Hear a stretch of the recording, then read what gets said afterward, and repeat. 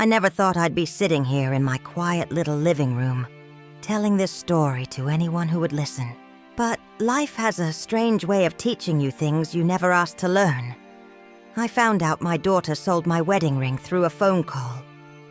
Not from her, but from a neighbor. Isn't that something? A lifetime of love and memories, gone. And I heard it from someone who wasn't even family. It was a cold Friday morning, late autumn, the kind where the sky looks heavy and gray, and you can feel winter trying to make its way in. I was sitting at my kitchen table sipping coffee from the same chipped mug I've had for 20 years. The radio was humming low in the background, some old country song that used to play when my husband was alive. I wasn't really listening. I was just existing. Then the phone rang. It was my neighbor, Carol. She said she'd run into my daughter, Emily, downtown. Carol was all cheerful, telling me how happy Emily looked, how she and her new husband were planning this big honeymoon trip to Italy. "She's so lucky," Carol said. "Not everyone can afford something like that." I laughed softly and said, "Well, she's always been good with money." There was a pause. One of those heavy ones. Carol cleared her throat, and her voice dropped a little. "She told me they sold a few things to help pay for it. Said one of them was your old wedding ring. You know, the one her father gave you." My heart stopped. At first, I thought maybe I'd misheard. Maybe Carol had misunderstood. My Emily wouldn't do that. She couldn't. That ring wasn't just gold and diamonds. It was a piece of me. I hung up the phone and sat there for a long time. The house felt colder somehow, emptier. My eyes drifted toward the little wooden jewelry box on the dresser. I'd noticed the ring missing weeks ago, but I thought I had misplaced it. I'd even laughed at myself, thinking I was getting forgetful in my old age. But now I knew the truth. You know, that ring had a story. My husband, John, bought it when we had nothing. He worked double shifts at the factory for months to afford it. He gave it to me on a rainy spring evening, right there in our tiny kitchen, with his hands trembling. "It's not much," he'd said, "but it's yours. And it means forever." I remember how it glowed under the single kitchen light. It wasn't about the sparkle. It was about what it stood for. Years of laughter, tears, growing old together. And when he passed away, I wore that ring every single day. Every single day, until Emily took it. At first, I didn't want to believe she meant harm. I told myself maybe she'd borrowed it. Maybe she planned to return it after the honeymoon. But a small voice inside me, the one that mothers can never ignore, whispered otherwise. I tried calling her that evening. No answer. I left a message, my voice shaking, asking her to call me back. Hours passed. Then days. When she finally picked up, she sounded cheerful. "Hey, Mom," she said. "Sorry, been so busy with packing." I couldn't even breathe properly. I just asked quietly, "Emily, where's my wedding ring?" The silence on the other end said everything. She didn't even try to deny it. She sighed and said, "Mom, please don't be upset. We needed extra money for the trip, and I thought, well, you don't really wear it much anymore. I'll get you something nicer when we come back. Promise." Something inside me broke a little. I wanted to yell. I wanted to cry. But the words just wouldn't come out. Instead, I said softly, "Emily, that ring wasn't just a thing. It was your father." She sighed again. "Mom, it's just a ring. Dad wouldn't have wanted you to sit around being sad forever. You have pictures, memories. It's not like the ring changes that. Just a ring." How easily she said it. After that call, I sat on the couch for hours, staring at the old family photo hanging on the wall. Emily was just a little girl in it, missing her front teeth holding her daddy's hand. She used to look at that ring and say, "When I get married, I want one just like yours, Mommy." And now, she sold it. I didn't sleep that night. I walked through the house, touching the furniture John built, the clock he fixed, the picture frames he hung crooked. Everything he'd left behind had a story. That ring was the last piece of him I could still hold. The next morning, I tried to forgive her. I told myself she was young, excited, maybe not thinking clearly. But forgiveness isn't that simple when something sacred is taken from you. Weeks passed. She called me from the airport once before they left. She sounded happy. I tried to sound happy too. "Have a wonderful trip," I said. She thanked me, said she'd send pictures. She never did. I started spending my evenings watching the sunset through the living room window, wondering when she'd realize what she'd done, wondering if she'd ever understand what that ring meant to me. You know, people say love is unconditional, but sometimes love hurts in ways you never see coming, especially when it's your own child holding the knife. The days after that phone call felt longer than usual. It's strange how silence can fill a house louder than any noise ever could. Every little creak in the floorboards, every gust of wind against the window. It all just made me feel the same thing. Alone. When John was alive, even the quiet felt warm. We didn't have to talk much. He'd be in his chair, reading the paper, and I'd be in the kitchen knitting or cooking. But there was a comfort in knowing he was there.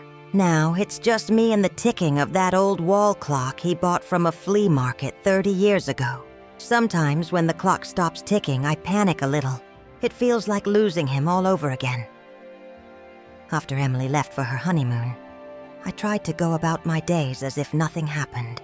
I cooked breakfast, watered the plants, even went to church on Sundays. Folks there smiled and asked about Emily's wedding, about how beautiful it must have been. I smiled too. I said all the right things. That's what mothers do. We protect our children's image, even when they break our hearts. But behind that smile, something was changing. It wasn't anger. It wasn't even sadness anymore. It was this heavy, quiet kind of disappointment. The kind that sits in your chest like a weight you can't shake off. I started to replay everything in my head. The times I'd stayed up late sewing her school dresses. The nights I'd prayed for her safety when she first started driving. The afternoons we'd spend baking cookies together. She used to look at me and say, "Mom, I'll never be too old for your hugs." I guess she outgrew that too. About 3 weeks later, she came by. I heard her car pull up in the driveway. My heart jumped a little. That mother instinct never really goes away. When she walked in, she looked so happy, glowing from the honeymoon. Tanned skin, new haircut, expensive perfume. She hugged me, quick and light, and said, "Oh, Mom, you won't believe how beautiful Italy was." I nodded, forcing a smile. "I'm sure it was," I said quietly. She sat down at the table talking about the food, the wine, the cobblestone streets, and how romantic it all was. I listened, but my mind kept drifting to my hand, to the empty space where my ring used to be. When she finally stopped to take a breath, I asked her softly, "Did you have a good time?" She beamed. "It was perfect." And then, without meaning to, the words slipped out.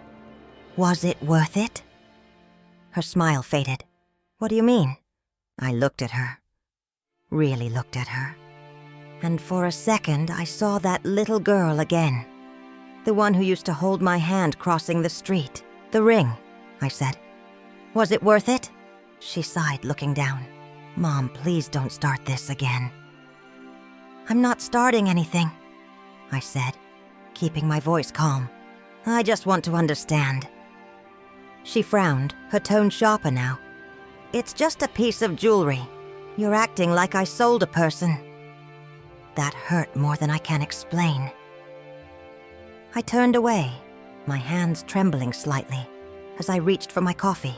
"You know," I said softly, "your father once told me that ring would outlast both of us. I guess he was wrong." For a moment, I thought she'd say something, apologize maybe. But she just grabbed her purse and said she didn't want to fight. "You always make me feel guilty," she said, heading toward the door. I stood there, frozen. "Emily," I called after her. "I'm not trying to make you feel guilty. I just want you to understand what you've done." But she didn't turn around.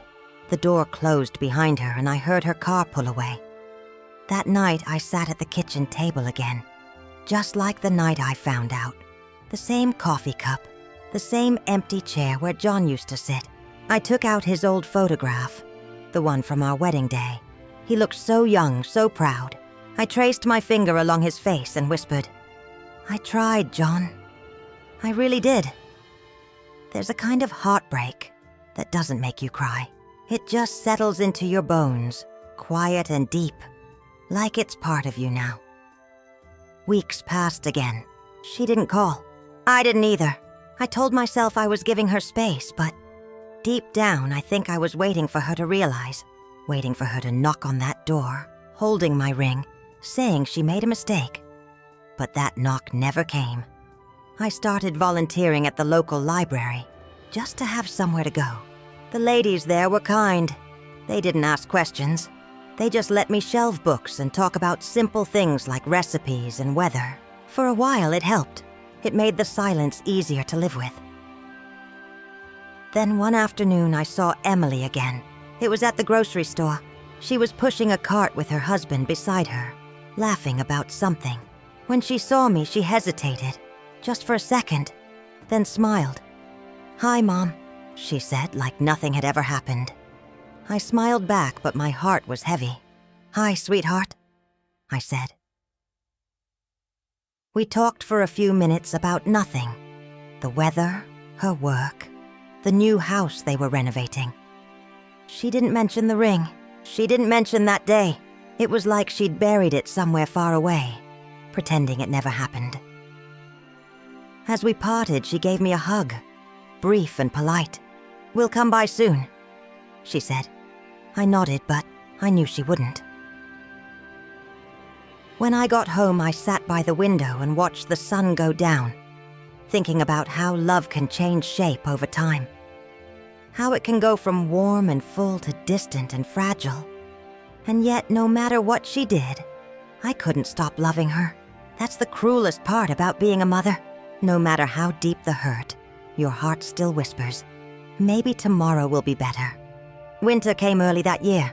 The first snow fell in November, covering the town like a blanket, soft and quiet. I remember standing at the window watching it drift down and thinking how peaceful it looked. How deceivingly peaceful. Everything looks beautiful from the outside, even when it's falling apart inside. The days felt longer during those cold months. I'd wake up, make myself oatmeal, and sit at the kitchen table staring at that same window. Sometimes I'd imagine Emily walking through the door, holding a small box, smiling with tears in her eyes. "I got it back, Mom," she'd say. "I'm sorry." But that was just imagination, the kind you cling to when your heart doesn't want to let go. Christmas was especially hard. It used to be our favorite time. Emily would help me decorate the tree, and John would hang the star at the top, pretending he needed help just to make us laugh. I still have that same star, a little crooked, chipped on one side. I placed it on the tree by myself that year. When I turned on the lights, I thought maybe the house would feel alive again, but it didn't. It just reminded me how much things had changed. On Christmas morning, I got a text from Emily. "Merry Christmas, Mom. Hope you're having a nice day. Love you. No call?" Just that. I stared at those words for a long time, then typed back, "Merry Christmas, sweetheart. Miss you." I waited, phone in hand, hoping for another reply, but nothing came. Later that night, I made myself a cup of hot cocoa and sat by the fire. I took out an old photo album, one Emily had made for me years ago for Mother's Day. The first page said, "For the best mom ever, love, your little girl." I smiled through the ache in my chest. She really was a sweet child once. I turned the pages slowly. Birthdays, picnics, her high school graduation. And then there was a photo of our hands, mine and hers, both wearing rings. Mine was my wedding ring. Hers was the little silver one John had bought her for her 13th birthday. Under it, she had written, "Just like Mom." That broke me a little. I closed the album, pressed it against my chest, and whispered to the empty room, "What happened to us, Em? The days kept moving, one after another. I started walking to the park every morning. The cold air helped clear my head. Sometimes I'd see mothers with their little girls, holding hands, laughing. I'd smile at them, even though it stung a bit inside. You can't hate what you once were. Then, one morning in January, I slipped on the ice outside the grocery store. Nothing too bad, just bruised my wrist and pride. But as I sat there on the cold ground, trying to get up, a young woman came running over to help me. "Are you okay, ma'am?" she said. Her voice was kind, worried. She helped me stand and held my bag while I caught my breath. I thanked her, and as I did, I thought about Emily again. How once upon a time, she would have run to me like that. Full of concern, full of love. That night I sat by my bed, my wrist sore, and I decided to write her a letter. Not a text, not an email. A real letter, the kind you hold, the kind that takes time and thought. It started simple. Dear Emily, I'm not angry anymore. I don't think I ever truly was. I just miss you. I miss the little girl who used to hug me for no reason. I miss hearing about your day. I miss us. I wrote about the wedding ring. Not to scold her, but to tell her what it meant. How John had saved up for months to buy it. How he'd proposed in the park on a Sunday afternoon when the cherry trees were blooming. How, after 50 years of marriage, that ring carried not just gold, but memories, laughter, struggle, love, loss, everything that made our life ours. And I told her that I forgave her, truly, because holding on to anger would only make the silence longer. At the end, I wrote, "You don't owe me the ring, Emily. But maybe someday, when you wear your own, you'll understand why it hurt so much to lose it. Love, Mom." I sealed the letter and mailed it the next morning. I didn't know if she'd respond. I just knew I needed to say it. Not for her, but for me. Weeks passed. No reply. Until one rainy Thursday afternoon, I got a knock at the door. I wasn't expecting anyone. When I opened it, there she was, standing there, hair wet from the rain, holding an umbrella and a small paper bag. "Hi, Mom," she said softly. For a moment, I couldn't speak. I just stood there, frozen, heart pounding. She smiled nervously. "Can I come in?" I nodded and stepped aside. She walked in like she used to, looking around, touching the furniture as if to remind herself of the memories here. She sat down at the kitchen table, the same spot where we'd fought months ago. "I got your letter," she said. My hands trembled slightly as I poured her some tea. "I didn't know if you'd read it," I said quietly. "I did," she replied. I didn't realize how much that ring meant to you. I mean, I knew it was special, but..." Her voice cracked. "I was so caught up in planning everything, in making it perfect, that I didn't stop to think."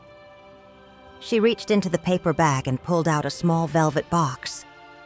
My heart stopped. She pushed it toward me. "I couldn't get your exact ring back, but I found this at an antique shop. It looks a lot like yours." I opened the box and for a moment I couldn't breathe. It wasn't the same ring, but it was close. Simple gold, elegant, with a small diamond in the center. Tears filled my eyes. "It's beautiful," I whispered. She looked down, her voice trembling. "I'm sorry, Mom, for everything. For being selfish, for hurting you. I don't know what came over me. I just wanted everything to look perfect for my new life. And I forgot the person who gave me my first one." I reached across the table and took her hand. "It's okay, sweetheart. You made a mistake. We all do." She started crying, and before I knew it, I was crying too.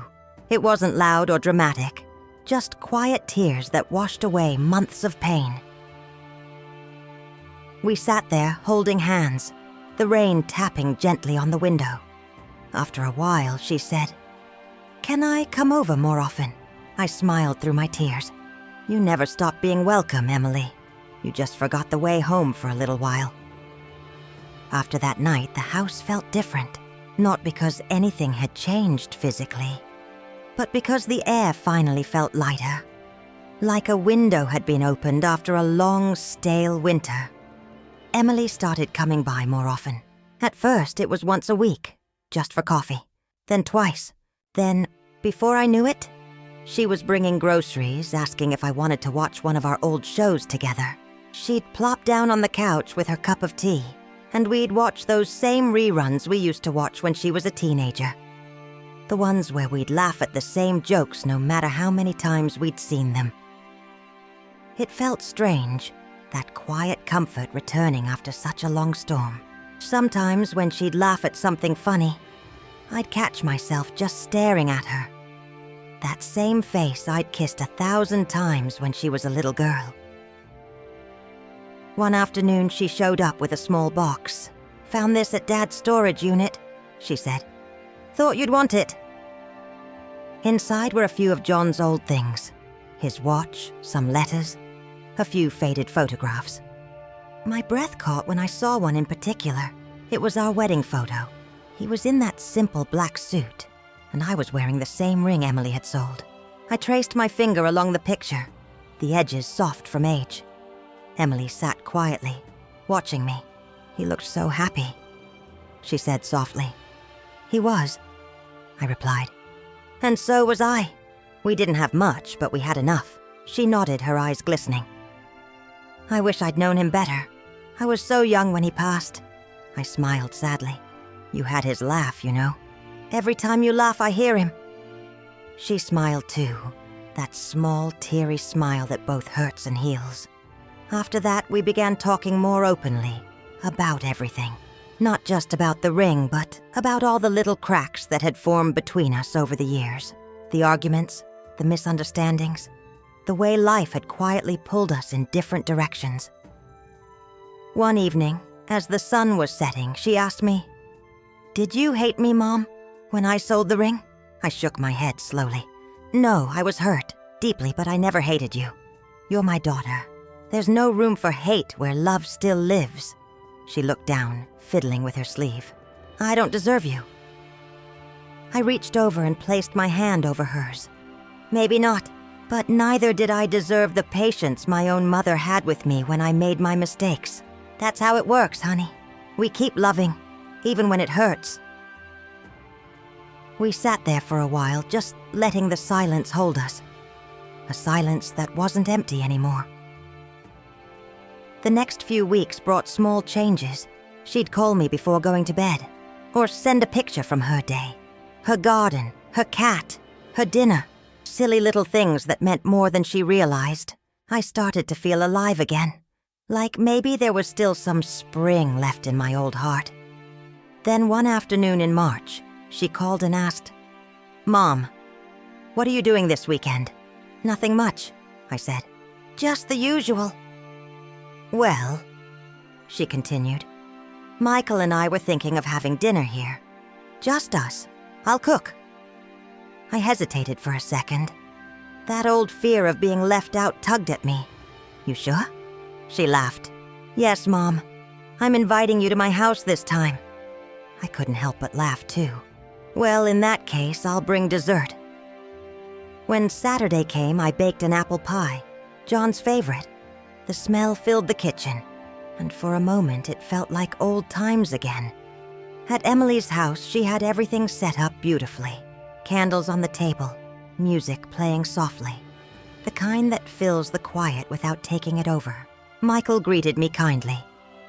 He looked nervous, probably remembering how tense things had been before. We sat down to dinner, and for the first time in years, I felt part of something again. Emily served roast chicken and mashed potatoes. Simple, homey, just how I liked it.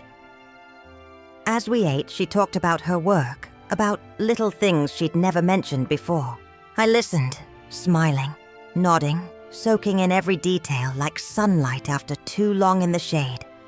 At one point, Michael cleared his throat. "Your daughter's been working on something," he said with a smile. Emily rolled her eyes playfully. "Oh, stop." Then she stood and walked over to the shelf, picking up a small framed picture.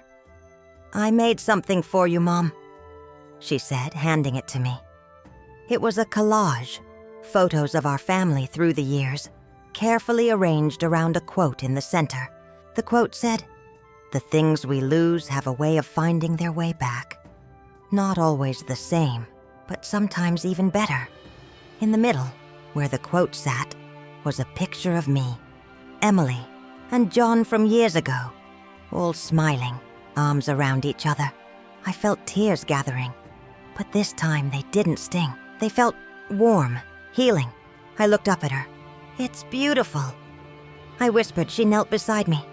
"I wanted you to know that I remember, that I'll never forget what you've given me, even if I messed up along the way." I reached out and cupped her cheek.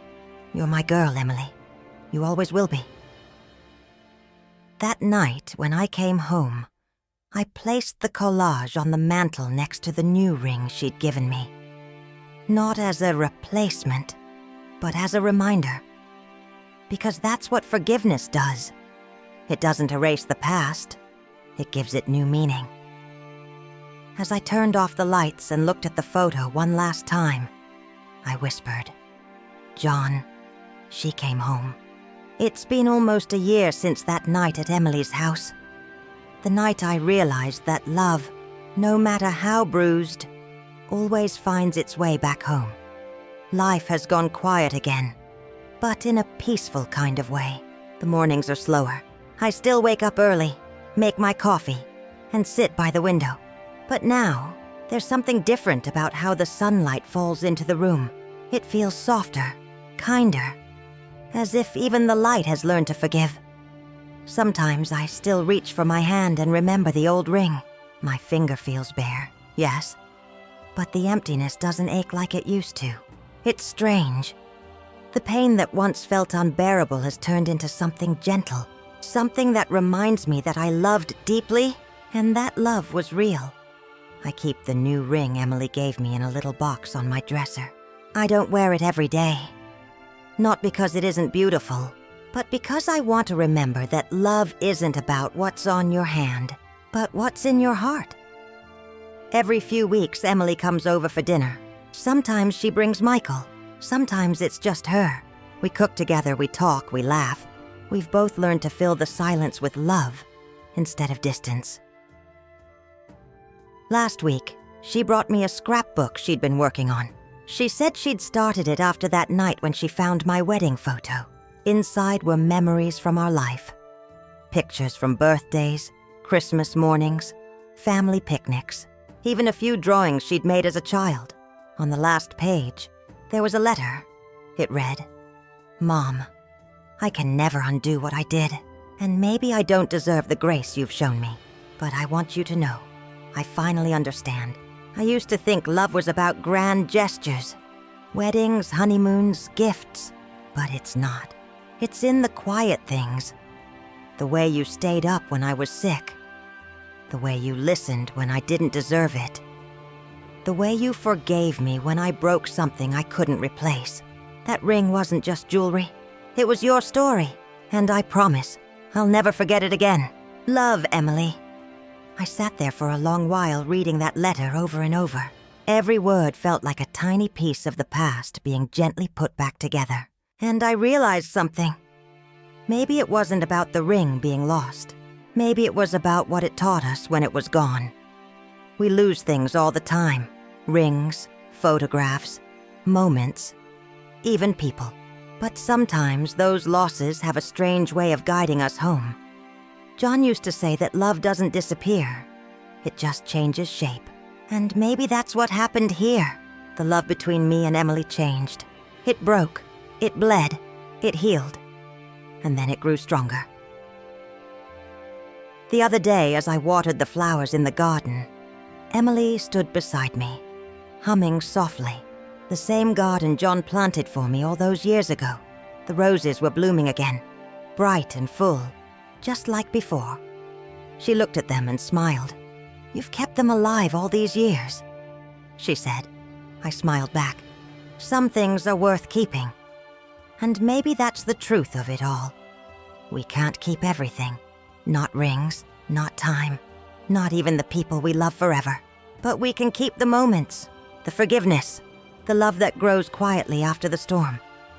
That night, I sat down at my desk, opened my journal, and wrote, "I lost a ring, but I found my daughter again. And that's the kind of treasure no gold can ever replace."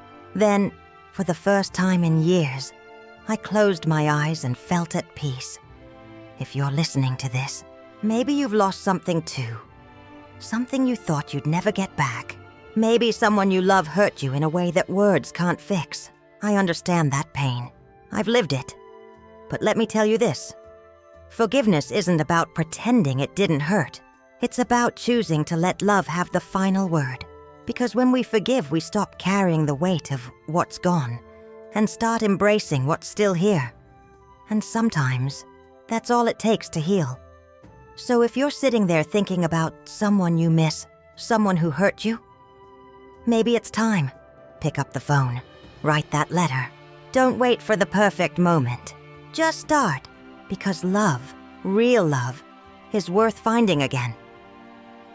As I close this chapter of my story, I can't help but smile. The ring may be gone, but the love remains. Stronger, quieter, and everlasting. And if you're still listening, thank you for letting me share my story.